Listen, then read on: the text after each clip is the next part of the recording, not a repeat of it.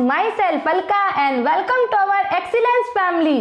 चलिए friend, start करते हैं हमारी आज की वीडियो, जिसमें हम जानेंगे प्रबंधकीय नियंत्रण की पारंपरिक तकनीकों के बारे में। ठीक है, ये क्वेश्चन बहुत इंपॉर्टेंट है और अधिकतर पूछा भी जाता है।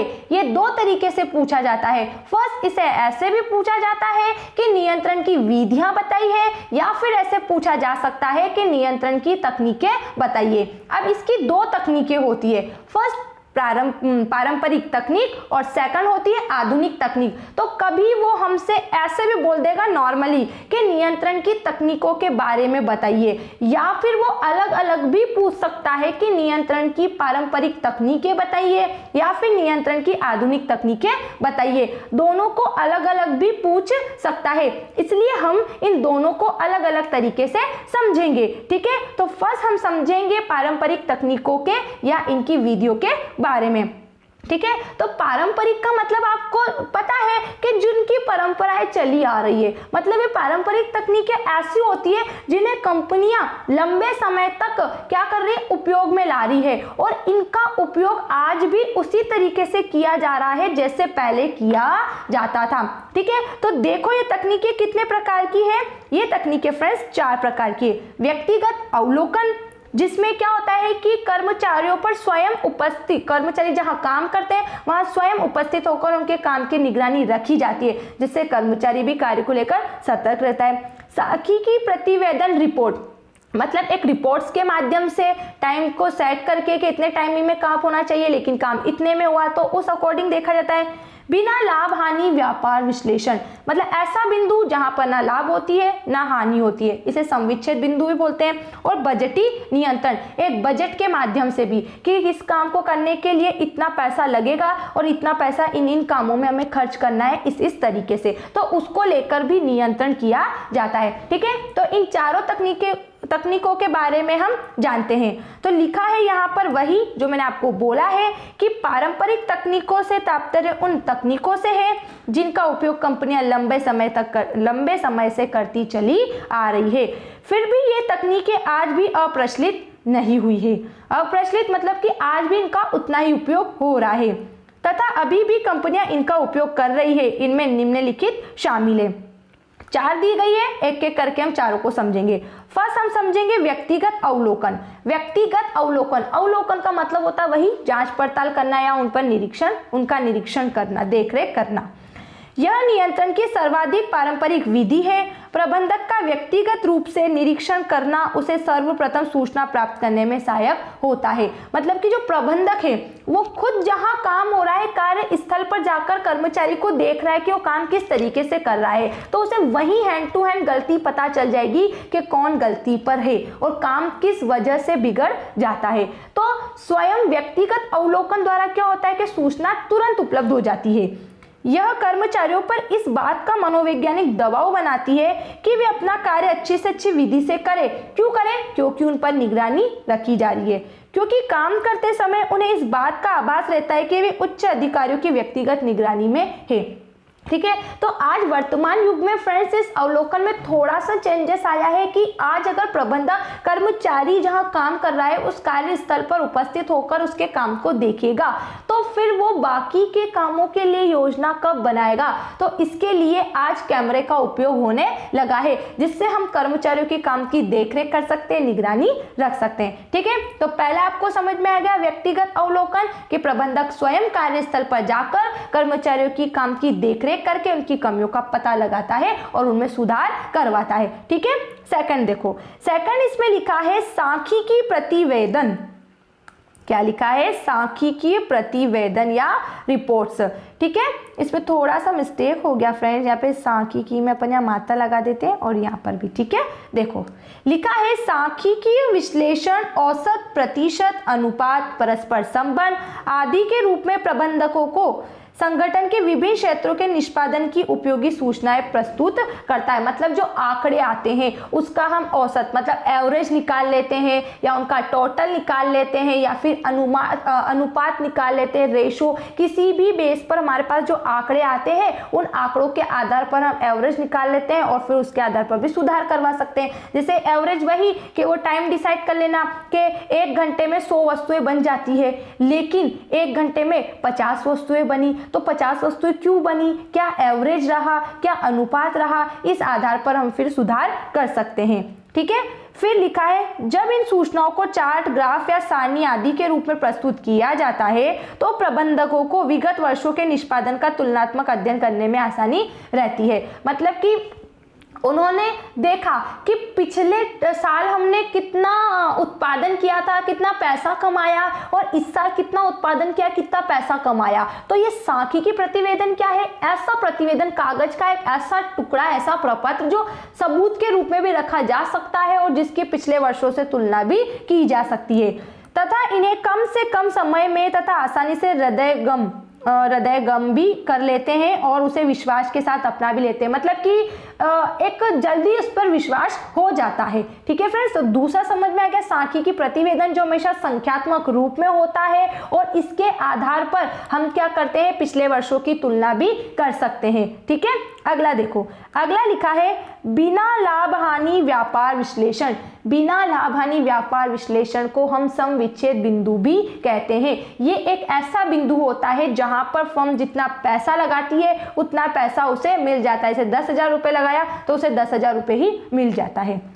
क्या लिखा है कि बिक्री या वह आकार जिससे न तो लाभ हो न हानि, बिना लाभ हानि व्यापार बिंदु कहलाता है।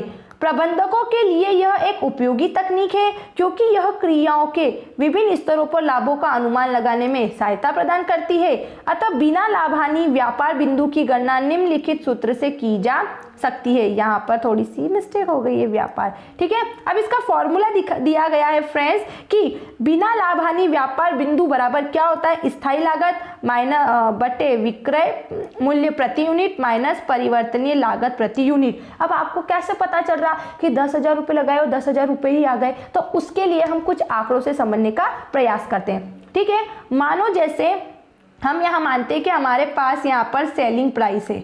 सेलिंग प्राइस में यहाँ पर मान लेती हूँ फ्रेंड 10,000 रुपये, मतलब विक्रय मूल्य। ठीक है। विक्रय मूल्य में से वेरिएबल कॉस्ट को हम माइनस करेंगे, मतलब परिवर्तनशील लागत, ऐसी लागत जो बदलती रहती है, जो फिक्स नहीं होती है। जैसे बिजली का बिल कभी जाता आता है, कभी कम आता है। ठीक है। तो यहाँ पर मैं वेरिएबल कॉस्ट को मान लेती हूँ, यहाँ पर मैं मान लेती हूँ 5,000 रुपये।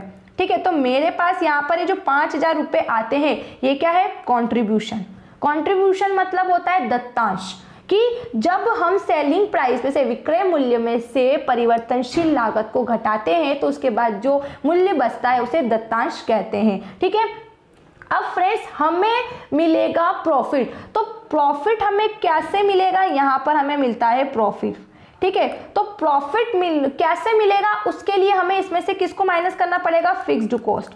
फिक्स्ड कॉस्ट का मतलब होता है स्थायी लागत। जैसे ये कमरा है, ठीक है, जैसे हम इस हॉल में पढ़ रहे हैं, ठीक है, तो हमने ये रेंट पर लिया है, तो अब रेंट 1 महीने का लेता है। अब हम इसमें 10 दिन रहे और 20 दिन हम कहीं टूर पर चले जाते हैं, तो क्या किराएदार हमसे 20 दिन का पैसा नहीं मांगेगा, क्या मांगेगा ना। तो वो तो हमसे 30 ही दिन का पैसा मांगेगा। तो वो स्थायी लागत वो लागत होती है जिस पर उत्पादन की मात्रा को कोई प्रभाव नहीं पड़ता। जैसे इस मकान में हम रहे या ना रहे, अगर किराए पे लिया है तो हर महीने इसका किराया देना है। तो यहाँ पर अगर मैं फिक्स्ड कॉस्ट जो होती है, जो स्थायी लागत होती है, वो कंट्रीब्यूशन मतलब दत्तांश के बराबर होगी तो हमें ना लाभ होगा और ना हानि होगी। जैसे मैं फिक्स्ड कॉस्ट को यहाँ पे 5,000 मान लेती हूँ, तो यहाँ पे मेरा प्रॉफिट क्या हो गया, 0। तो ये यहाँ पे बता रहा है कि ना तो लाभ हो रहा है और ना हानि हो रही है। और अगर ये फिक्स्ड कॉस्ट अगर 5,000 से कैसी होती, कम होती, जैसे 2,000 होती,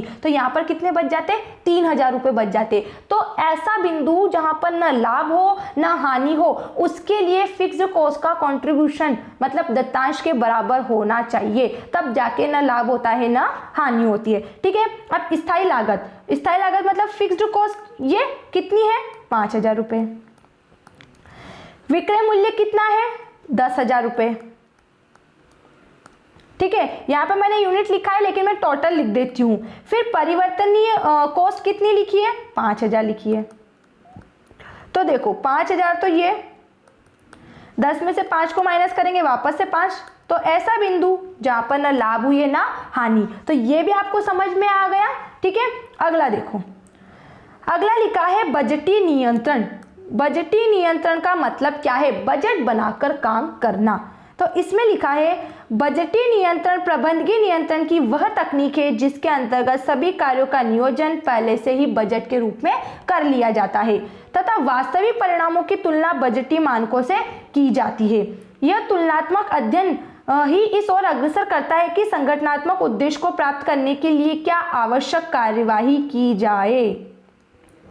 गलती हो गई है, सॉरी फ्रेंड्स। साथ ही बजट बनाने के निम्नलिखित लाभ भी है। क्या बोला? बजटीय नियंत्रण। आप एक बजट बनाकर भी नियंत्रण रख सकते हो। जैसे हम क्या करते हैं कि हमें बहुत सारे चैप्टर्स याद करने, स्टार्टिंग से तो हमने पढ़ाई नहीं की है, अब एग्जाम आ गई है लेकिन पढ़ाई तो करनी है, तो उसके लिए हम क्या करते हैं, डे में डिवाइड कर देते हैं हमारी सारी यूनिट्स को, हमारे सारे सब्जेक्ट्स को, और उस अकॉर्डिंग हम पढ़ाई करते हैं। तो उससे क्या होता है, हमारा सिलेबस कंप्लीट हो जाता है। ठीक है, और बेनिफिट क्या होता है, हम सारे क्वेश्चन को क्या कर पाते हैं, अटेम्प्ट कर पाते हैं और अच्छे मार्क्स ले आते हैं। ठीक है, तो उसी तरीके से बजटीय नियंत्रण में क्या है, एक बजट बना लो कि काम करने के लिए हमारा ये बजट रहेगा और इस बजट के अनुसार हम इस तरीके से काम करेंगे। तो जब हम उस तरीके से काम करते हैं तो हमें उसका क्या फायदा होता है। तो इसने बोला है कि बजट के केंद्र बिंदु विशिष्ट तथा लक्ष्य की समय सीमा होते हैं तथा यह संगठन के लक्ष्यों को प्राप्त करने में सहायता होता है। मतलब क्यों बता दिया गया, जैसे आपने डिसाइड किया कि आज मुझे 2 यूनिट कंप्लीट करनी है, तो उसके अकॉर्डिंग ही आप चलोगे, उसके अकॉर्डिंग ही सारी प्लानिंग रहेगी, तो 2 यूनिट क्या हो गई, कंप्लीट हो गई। बजट कर्मचारियों के लिए प्रेरणा का स्रोत होता है, मतलब उन्हें मोटिवेट करता रहता है कि भाई हमको इस समय में ही काम पूरा करना है। उनको यह भली भांति ज्ञात होता है कि हमारे निष्पादन का किन मानकों के आधार पर मूल्यांकन होगा। इस तरह बजट उन्हें कार्य के लिए अच्छे निष्पादन के लिए सामर्थ्यवान भी बताता है। मतलब कर्मचारियों को एक टाइमिंग बता दी जाती है कि इस काम को करने में ये समय लगता है, इस समय में इतना काम हो जाता है और आपकी वास्तविकता ये है। तो कहीं ना कहीं कर्मचारी में भय रहता है कि अब हमें इस तरीके से काम करना है क्योंकि हमारी वास्तविकता का अनुमान जो लगाया गया है उससे कंपेयर होगा। अगला है बजट विभिन्न विभागों को उनकी आवश्यकता अनुसार संसाधनों का आवंटन करके उनके अधिकतम उपयोग में सहायता करता है। एंड लास्ट है बजट एक संगठन के विभिन्न विभागों में सामंजस्य बनाए रखने तथा उनके अपने अस्तित्व को पृथक बनाए रखने में भी सहायता प्रदान करता है। ठीक है, संगठन 2 बार हो गया, एक बार हमने क्रॉस कर दिया। तो आ रहा है समझ में कि बजट बनाने से क्या है, बजट से हमारा जो अनुमान होता है उसके अंदर, उस समय सीमा के अंदर काम होता है और उस समय सीमा के अंदर काम नहीं होता है तो वास्तविकता क्या होती है उसका भी हमें पता लग जाता है। मतलब वास्तविकता और हमारा अनुमान, इन दोनों के बीच अंतर कब पता चला, जब हमने बजट बनाया। ठीक है फ्रेंड्स, तो हमने जानी है प्रबंधकीय नियंत्रण की पारंपरिक तकनीकें। ठीक है, अब अगर आपको इसमें किसी भी तकनीक में कोई भी डाउट होता है तो डाउट को जल्दी से कमेंट बॉक्स में लिखिएगा। ठीक है friends, thanks for watching this video, bye bye.